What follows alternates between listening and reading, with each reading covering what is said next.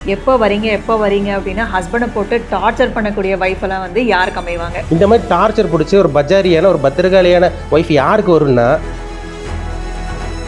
ஒரு பெண்களுக்கு திருமணம் அமையும் போது ஆண்கள் வந்து ரொம்ப வீரமாக இருக்கணும்னு நினைப்பாங்க. ஆனால் இது அப்படியே உல்ட்டாவாக இருக்கும். ஆணை வந்து அடக்க நினைப்பாங்க, ஆனால் தானே வந்து அடங்கி போயிடுவாங்கல்ல. இந்த மாதிரி பெண்கள் வந்து யாருக்கு அமைவாங்க? உங்களால் மாற முடியாது, மீற முடியாதுனாலும் கூட வரக்கூடிய அந்த புதனோட அமைப்பு என்ன பண்ணுவாங்கள, லைட்டாக உங்களே அசைக்கும். இந்த ரோமியோ ஜூலியட்ல வர மாதிரி செல்ஃபிஷான வைஃப் வந்து யாருக்கெல்லாம் அமைவாங்க? இவங்களை போட்டு படுத்தி எடுத்துருவாங்க. எல்லாத்துக்கும் இந்த மாதிரி அமைஞ்சிடாதுங்க. இப்போ ஒரு சில பொண்ணுங்களுக்கெல்லாம் பிடிவாதம் இருக்கும் தான். குறிப்பாக சொல்லணும்னா சுய லாபத்திற்காக இவங்களை எந்த எல்லையிலையும் கொண்டு போய் தள்ளி விடுறதுக்கு தயாராக இருப்பாங்க. ஆஸ்ட்ரோ தமிழ் அன்பு நேயர்களுக்கு வணக்கம். பொதுவாக ஆண்களுக்கு திருமணம் அப்படின்னாவே தனக்கு வரக்கூடிய மனைவி வந்து எப்படிப்பட்ட மனைவியாக அமைவாங்க அப்படின்னு சொல்லி ஒரு கியூரியாசிட்டியோடு இருப்பாங்க இல்லையா? ஸோ இன்னைக்கான ஷோவே அதை பற்றி தான். ஸோ என்கிட்ட சில கார்ட்ஸ் இருக்குது. அதில் சினிமாவில் வரக்கூடிய ஃபேமஸான ஃபீமேல் கேரக்டர்ஸோட பிக்சர்ஸ் வந்து வச்சுருக்கேன். ஸோ இதில் இருக்கிற கேரக்டர்ஸ் மாதிரி எந்தெந்த ராசிக்காரங்களுக்கு அமைவாங்க அப்படின்னு சொல்லி தான் பார்க்க போகிறோம். ஸோ இந்த ஷோக்குள்ளே போகிறதுக்கு முன்னாடி இந்த நிகழ்ச்சியில் பங்கேற்க வந்திருக்கும் சிறப்பு ஜோதிடர்களை முதல்ல வரவேற்றலாம். முதலாவதாக ஆஸ்ட்ரோ மாஸ்டர் தமிழரசன் அவர்கள், டிஎன்ஏ அண்ட் பிரசன்ன ஜோதிடர் சுப்ரஜா சுரேஷ் அவர்கள், அனுபவ ஜோதிடர் திருவருள் மீனாட்சி வெங்கடேசன் அவர்கள், ராஜ ஜோதிடர் ஸ்ரீவர்ஷன் அவர்கள். தமிழரசன் சார், உங்களுக்கான அடுத்தது என்னன்னு பார்த்தீங்கன்னா, இந்த மைனா படத்தில் வர மாதிரி எப்போ வரீங்க அப்படின்னா ஹஸ்பண்டை போட்டு டார்ச்சர் பண்ணக்கூடிய வைஃபெல்லாம் வந்து யாருக்கு அமைவாங்க? துலாமுங்க. துலாம் ராசிக்கு தான் இந்த மாதிரி அமையும். என்ன காரணம்னா, துலாமுக்கு 7ஆம் அதிபதி செவ்வாயை வந்துடுவார். சரிங்களா? துலாம் வந்து காலப்புருஷத்துக்குப்படி 7ஆம் ராசி. அந்த 7ஆம் ராசிக்கு வந்து மேஷ ராசி வந்து முதல் ராசியாக வந்துடும். செவ்வாய்ங்கிறது ஒரு நெருப்பு கிரகம். சரிங்களா? ஒரு கொடூரமான கிரகம். இப்போ செவ்வாய் பார்வை கொடூரமாக இருக்கும், சனி பார்வை சர்வநாசம் சொல்லுவாங்க. அப்போ அந்த செவ்வாயோட அம்சத்தில் பிறந்தவங்களுக்கு வந்து பார்த்திங்கன்னா பிடிவாதம், கோபம், வைராகம் எல்லாமே இருக்கும். அந்த மைனா படத்தில் வந்து பாருங்கள், விதார்த்தியும் அமலாபாளையும் வந்து பார்த்திங்கன்னா அவங்க ஹஸ்பண்ட் வந்து அரெஸ்ட் பண்ணிட்டு வருவா அப்படி. சரிங்களா? அரெஸ்ட் பண்ணிவிட்டு அந்த ஹில் ஸ்டேஷன்லேருந்து வருவா அப்படி. இவங்க வந்து தீபாவளி டைம், தீபாவளியாக இருக்கும். இவங்க வந்து பார்த்திங்கன்னா கால் பண்ணி எப்போ வர்ற அப்படின்னு கேட்பா. இவர் பதில் சொல்வார், எப்போ வர்ற இதே தான், இந்த மாதிரி தான் கேட்பாங்க அவர். இந்த மாதிரி தான் இந்த லேடி சொல்லும். சரிங்களா?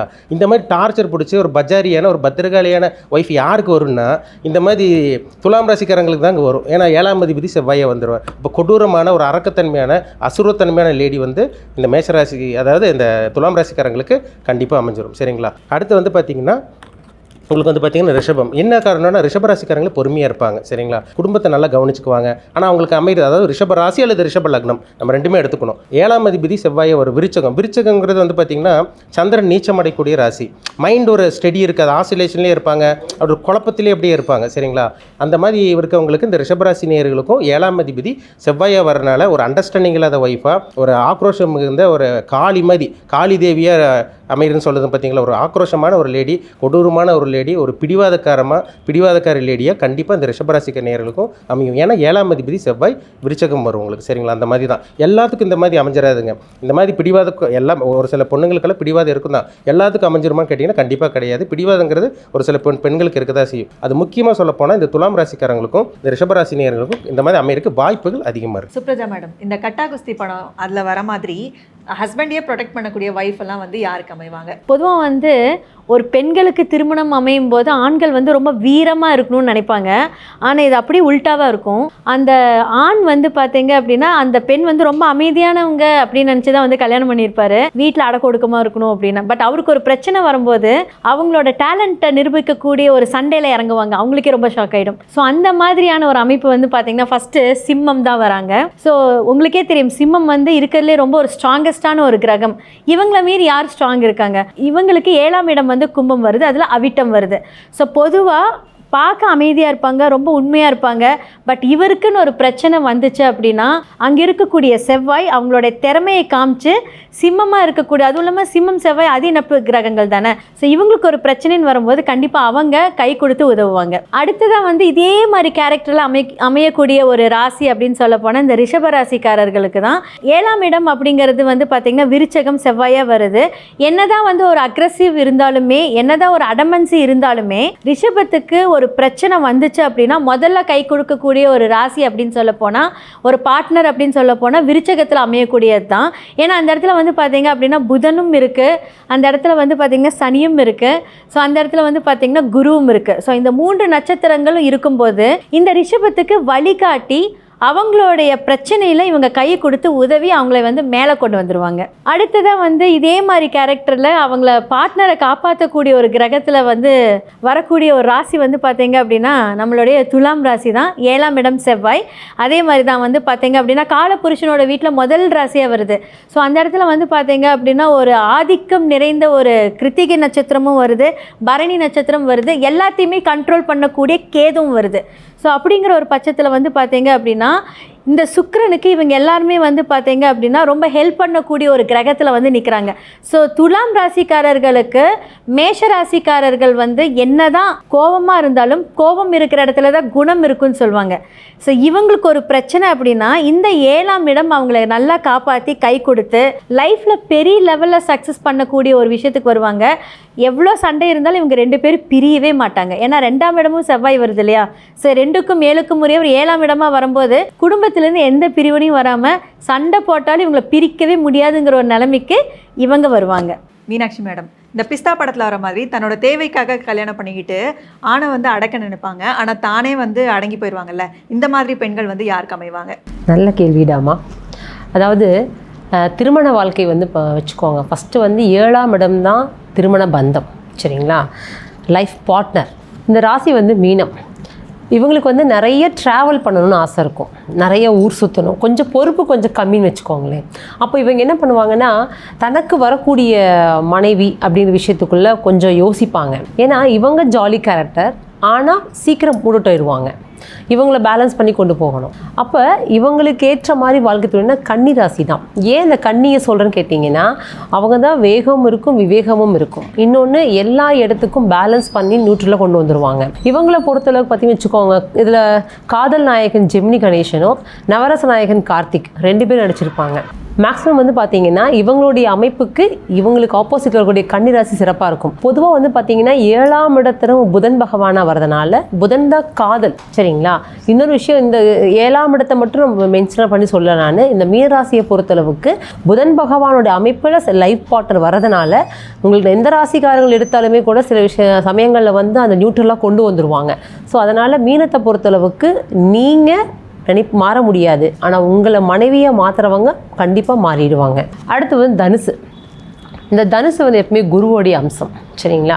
இந்த குரு அம்சம் வந்து தனக்குன்னு ஒரு ரூல், தனக்குன்னு ஒரு கோட்பாடு, இப்படி தான் இருப்பேன், இதுக்கு மேலே மீற மாட்டேன், மாற மாட்டேன் சொல்லக்கூடிய விஷயத்தில் பார்த்தீங்கன்னா ஒரு வட்டத்துக்குள்ளே வாழக்கூடிய அமைப்பு வந்து தனுசு ராசிக்கு உண்டு. ஆனால் தனக்கு அமையக்கூடிய வந்து பார்த்தீங்கன்னா அடுத்து 3ஆம் இடமான உங்களுக்கு மிதுன வீடு தான் 7ஆம் இடமாக வரும் உங்களுக்கு. ஸோ இவங்க எப்படின்னு கேட்டிங்கன்னா அவங்களுக்கு வந்து ஜாலியாக இருக்கணும்னு ஆசைப்படுவாங்க. தனுசு ராசி வந்து பார்த்தீங்க அப்படின்னா நினைப்பீங்க நீங்கள் மாறணும்னு, ஆனால் உங்களுடைய குடும்பஸ்தானத்தில் நீங்களே பலவீனமாக ஆகிறதுனாலையும் இந்த 7ஆம் இடத்ததியான உங்களுக்கு பார்த்தீங்கன்னா புதன் பகவான் வந்து 10ல் உச்சமாகறதுனால உங்களுக்கு வியாபார நோக்கு சப்போர்ட் பண்ணுவாங்க. வியாபார சப்போர்ட் பண்ணி இதை செஞ்சு கொடுத்துட்டா எனக்கு பண்ணி கொடுப்பீங்களான்னு சொல்லக்கூடிய வர மனைவி அதில் செக் வைப்பாங்க.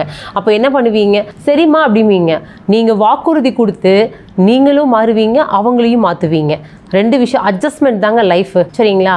அப்போ உங்களால் மாற முடியாது, மீற முடியாதுனாலும் கூட வரக்கூடிய அந்த புதனோட அமைப்பு என்ன பண்ணுவாங்கள லைட்டாக உங்களே அசைக்கும். அப்போ என்னாகும், வருமானத்தை கொடுக்கும்போது அவங்க ஆட்டோமேட்டிக்காக மாறுவாங்க. ஏன்னா என்ஜாய்மெண்ட்ஸ் அப்படின்னு விஷயத்துக்குள்ளே நீங்கள் அதிகம் இறங்க மாட்டீங்க.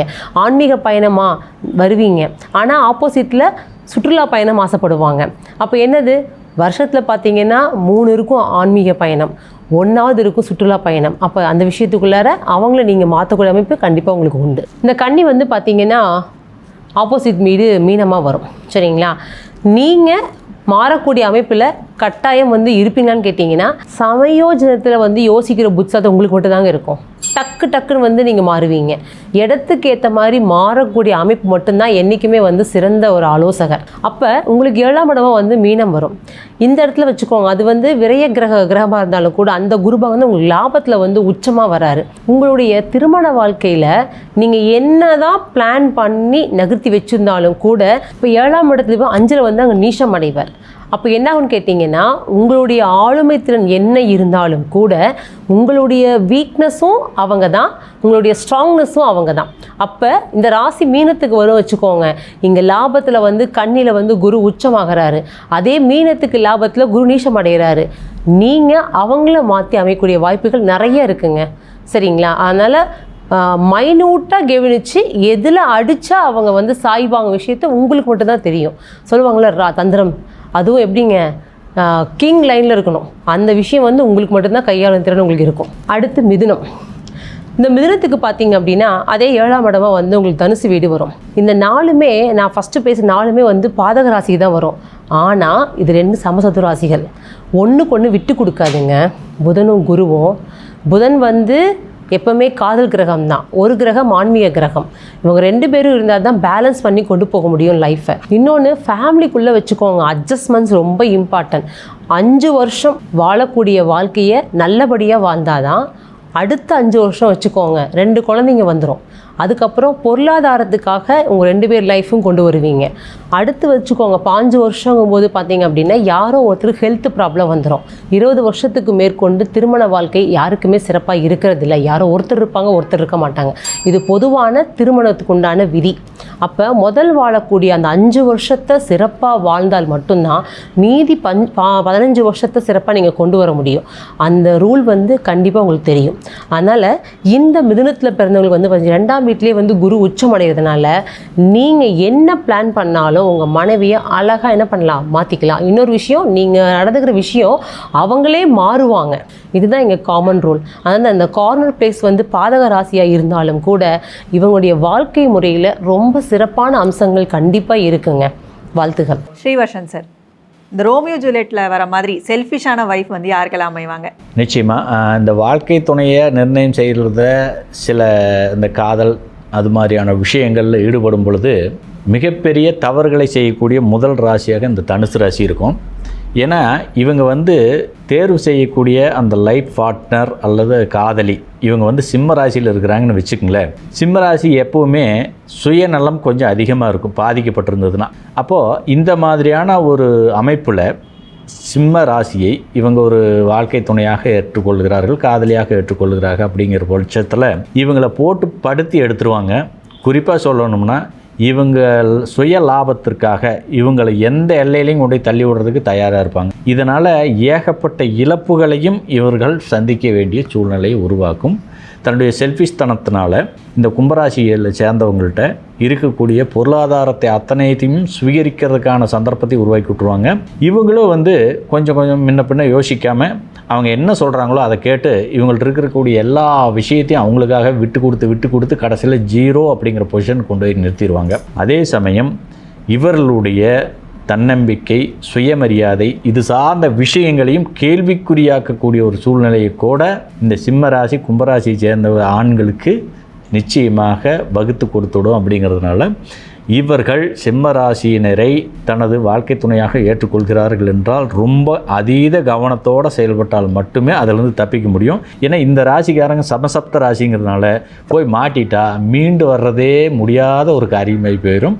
அதை விட இவருடைய வாழ்க்கையை மிகுந்த அவமானத்திற்கு எடுத்து செல்லக்கூடிய ஒரு சூழ்நிலை கூட இது உருவாக்கும். அப்படிங்கிறத நாம் இந்த நேரத்தில் எச்சரிக்கையாகவே பதிவு செய்கிறோம். 2ஆம் இடத்துல நீங்கள் சொன்ன கேரக்டருக்கு சரியாக பொருந்தி போகக்கூடிய ராசி மேச ராசி. இந்த மேச ராசியை சேர்ந்த ஆண்கள் துலாம் ராசியை சார்ந்த பெண்களோட ரொம்ப ஈர்ப்புத்தன்மையோடு செயல்படுவாங்க. 2 சரராசி.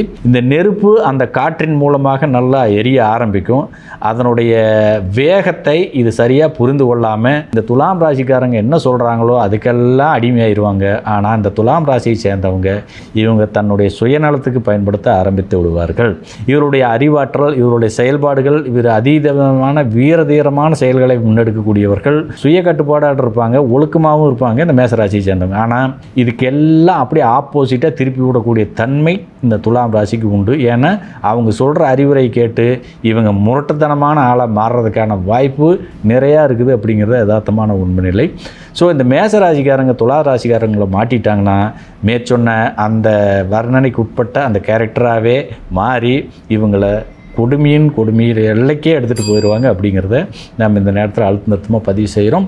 ஸோ துலாம் ராசியினரிடம் பழகும் பொழுது அந்த ராசி வலிமையாக இருக்கிறதா இல்லையா அப்படிங்கிறத தெரிஞ்சு இந்த மேசராசிக்காரங்க தன்னுடைய வாழ்க்கை துணையை தேர்வு செய்யணும். இல்லை அப்படின்ட்டா இவருடைய வாழ்க்கையே மிகப்பெரிய நரகமாக மாறும். அப்படிங்கிறதையும் நம்ம அழுத்தமாக பதிவு செய்கிறோம். ஸோ ரொம்பவே இன்ட்ரெஸ்டிங்காக சினிமாவில் வரக்கூடிய ஃபேமஸான ஃபீமேல் கேரக்டர்ஸை வச்சு இந்த மாதிரியான ஒய்ஃப் வந்து யாருக்கெல்லாம் அமைவாங்க அப்படின்னு சொல்லி கேட்டிருந்தோம். நம்ம ஆஸ்ட்ராலஜர்ஸுமே வந்து ரொம்பவே ஃபன்னாக அதுக்குண்டான பலன்கள் வந்து சொல்லியிருக்காங்க. அண்ட் ஏற்கனவே நம்ம ஆஸ்ட்ராலஜர்ஸ் வந்து சொன்ன மாதிரி இது எல்லாமே வந்து பொது பலன்கள் தான். உங்கள் சுய ஜாதகத்தில் என்ன மாதிரியான அமைப்புகள் இருக்கோ அது மாதிரி தான் உங்களோட ஒய்ஃப் வந்து அமைவாங்க. ஸோ ஓவராலாக இந்த எபிசோட் வந்து ரொம்பவே ஃபன்னாக இருந்தது. உங்களுக்கு எப்படி இருந்தது அப்படிங்கிறத கண்டிப்பாக கமெண்ட் பாக்ஸில் கமெண்ட் பண்ணுங்கள். ஸோ இதே மாதிரி தொடர்ந்து நிறைய இன்ட்ரெஸ்டிங்கான ஜோதிட பதிவுகள் வந்துக்கிட்டே இருக்குது. அது எல்லாமே பார்க்க நம்ம ஆஸ்ட்ரோ தமிழா சேனலை ஃபாலோ பண்ணிக்கோங்க.